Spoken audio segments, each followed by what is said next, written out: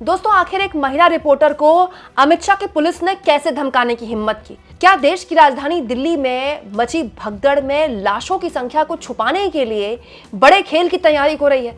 आखिर अस्पताल के बाहर इतनी सुरक्षा का क्या मतलब होता है? दोस्तों, दिल्ली में नई दिल्ली रेलवे स्टेशन में भगदड़ से 18 लोगों की मौत हो चुकी है। लेकिन क्या आप जानते हैं कि अमित शाह की पुलिस की प्राथमिकता क्या है? अमित शाह की पुलिस की प्राथमिकता यह है कि कैसे भी करके रिपोर्टरों के फोन से, उनके डिवाइस से डेटा डिलीट किया जा सके ताकि सच सामने ना आए। दोस्तों, डिजिटल प्लेटफॉर्म मॉलिटिक्स की महिला रिपोर्टर और दैनिक भास्कर के एक रिपोर्टर की जो खबरें हैं, उनके हवाले से जो खबरें आ रही हैं, वो चिंता पैदा करती हैं कि देश की राजधानी दिल्ली में रिपोर्टरों को, पत्रकारों को कैसे धमकाया जाता है तब जब वो सच दिखाने की कोशिश करते हैं। दोस्तों, सब जानते हैं रेलवे स्टेशन में दिल्ली में जो भगदड़ मची, उसमें 18 लोगों की जो मौत हुई, उससे पता चलता है कि जो प्रशासन है पूरी तरह से भीड़ को रोकने में, उनको मैनेज करने में नाकाम रहा है। और कोई आज नहीं, पिछले कई दिनों से दिल्ली रेलवे स्टेशन में, नई दिल्ली रेलवे स्टेशन से इस तरह की खबरों की बाढ़ है। अब तो भगदड़ आई है तो उस पर वीडियो बन रही है, उस पर खबरें बन रही हैं। ऐसी तो खबरें पिछले कई दिनों से आ रही हैं कि देश की राजधानी दिल्ली में हालात बेकाबू हैं, रेलवे स्टेशन में भीड़ हद से ज्यादा बढ़ गई है। अब हालत ये हो गई दोस्तों कि जब भगदड़ मची तो भगदड़ के बाद के जो हालात थे वो दिखाने के लिए डिजिटल प्लेटफॉर्म मॉलिटिक्स और दोस्तों दैनिक भास्कर का जो डिजिटल का प्लेटफॉर्म है, उसके रिपोर्टर्स जब मौके पर पहुंचे तो या तो उनको पुलिस ने रोक दिया या उनको धमकाने का प्रयास किया। दोस्तों, मॉलिटिक्स एक डिजिटल प्लेटफॉर्म है, उनकी महिला रिपोर्टर है सौम्या राज। सौम्या राज उन रिपोर्टर्स में से थी जो सबसे पहले जहां दुर्घटना हुई वहां पर पहुंची और उन्होंने उस प्लेटफॉर्म में जाने की कोशिश की जहां पर ये पूरी की पूरी भगदड़ मची थी। लेकिन सौम्या ये बताती हैं कि पुलिस को जैसे ही पता चला कि उनके डिवाइस में काफ़ी डेटा है और वो डेटा वो अपने दफ्तर ले जाकर जाहिर तौर पर लोगों के सामने रखेंगी, तो पुलिस उनको धमकाने लगी और उन पर दबाव डालने लगी कि आप इस डेटा को डिलीट कीजिए। देखिए, सौम्या राज लिखती हैं, रेलवे पुलिस द्वारा मुझे हिरासत में लेने की धमकी देकर डराने की कोशिश की गई ताकि मैं उन्हें अपने फ़ोन का पासवर्ड बता दूं और स्टेशन पर मौजूद लोगों की आपबीती का सारा डेटा डिलीट कर दूं।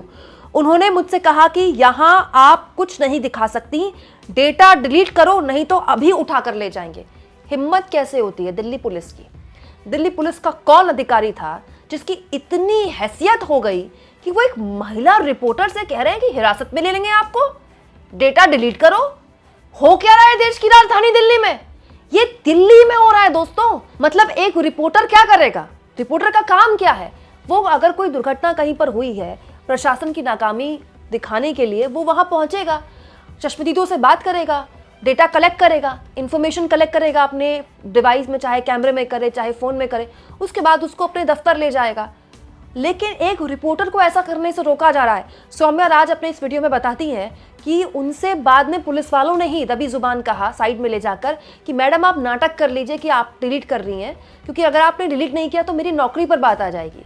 वहाँ पर महिला पुलिस वाली भी मौजूद थी। सौम्या राज बताती हैं कि महिला पुलिस वालों ने भी उनको यही बोला कि हमको पता है बहुत गलत हुआ है, हमारी आंखों के सामने हुआ है, लेकिन अब क्या कर सकते हैं, आप डेटा डिलीट करने का नाटक कर दीजिए ताकि ये मामला खत्म हो जाए।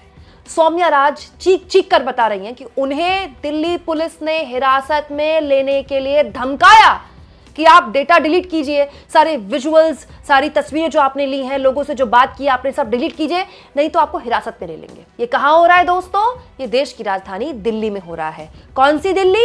जहां अभी कुछ दिन पहले मोदी जी ने डबल इंजन के नाम पर वोट मांगे थे। कौन सी दिल्ली? जहां देश की राष्ट्रपति बैठती हैं। कौन सी दिल्ली? जहां देश के प्रधानमंत्री बैठते हैं। कौन सी दिल्ली? जहां देश के गृह मंत्री बैठते हैं। कौन सी दिल्ली? जहां उनकी पूरी की पूरी पुलिस का तंत्र है। दिल्ली पुलिस, गृह मंत्री अमित शाह की पुलिस एक महिला पर दबाव डाल रही है कि अगर आपने डेटा डिलीट नहीं किया, अगर आपने सच दिखाया तो आपको हिरासत में ले लेंगे। और ये सब कुछ एक रिपोर्टर के साथ हो रहा है। अब मैं आपको ले जाती हूं दोस्तों दैनिक भास्कर के रिपोर्टर सुनील मौर्य की रिपोर्ट के पास। सुनील मौर्य ने ये वीडियो शेयर किया है, उन्हीं के हवाले से मैं आपको ये दिखा रही हूं। दोस्तों, सुनील मौर्य उन रिपोर्टर्स में से थे जो आधी रात को डटे रहे ग्राउंड जीरो पर, जिन्होंने पूरे के पूरे मामले में लगातार पल पल की अपडेट देने के लिए न केवल प्लेटफॉर्म का जायजा लिया बल्कि LNJP अस्पताल गए। ये वो अस्पताल है जहां पर घायलों को और शवों को लाया जा रहा था। सुनील मौर्य बताते हैं, ये रात 2 बजे नई दिल्ली रेलवे स्टेशन में भगदड़ के बाद LNJP अस्पताल के बाहर का नज़ारा है।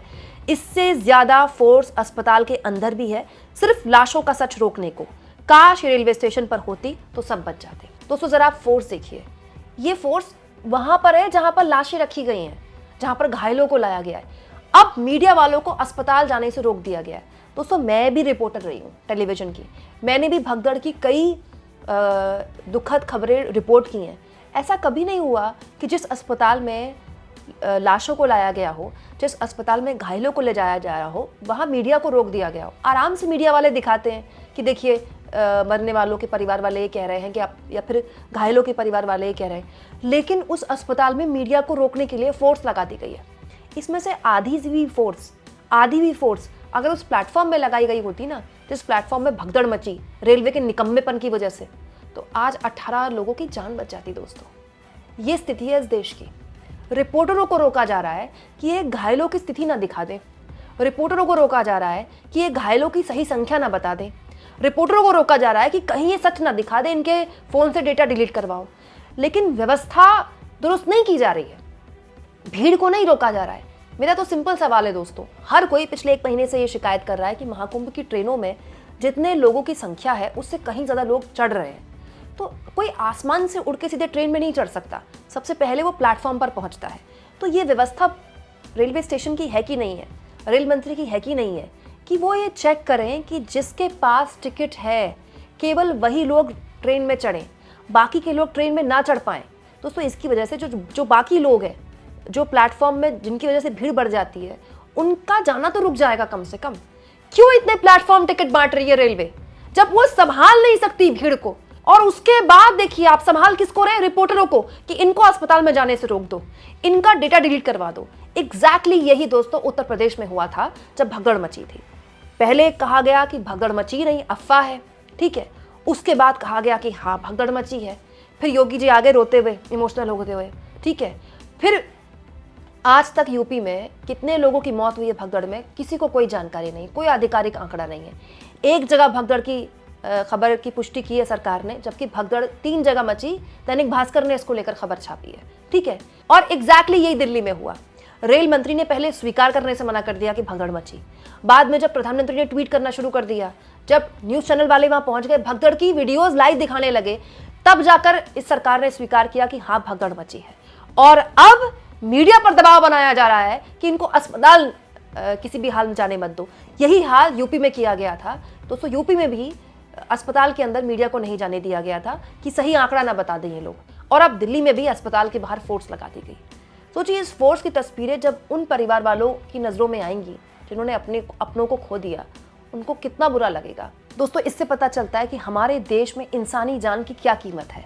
पहले तो उसको बचाने के लिए कोई प्रयास नहीं किए जाते, कोई दुर्घटना ना हो उसको रोकने के लिए कोई प्रयास नहीं किए जाते, और अगर कोई दुर्घटना हो जाती है तो उन लोगों का आंकड़ा ना पता चल जाए, उन लोगों का सच ना सामने आ जाए, ऐसी खबरों को रोका जाता है। दोस्तों ये है मोदी जी के ट्रिपल इंजन की सरकार के अंतर्गत आने वाली सरकार की व्यवस्था का हाल।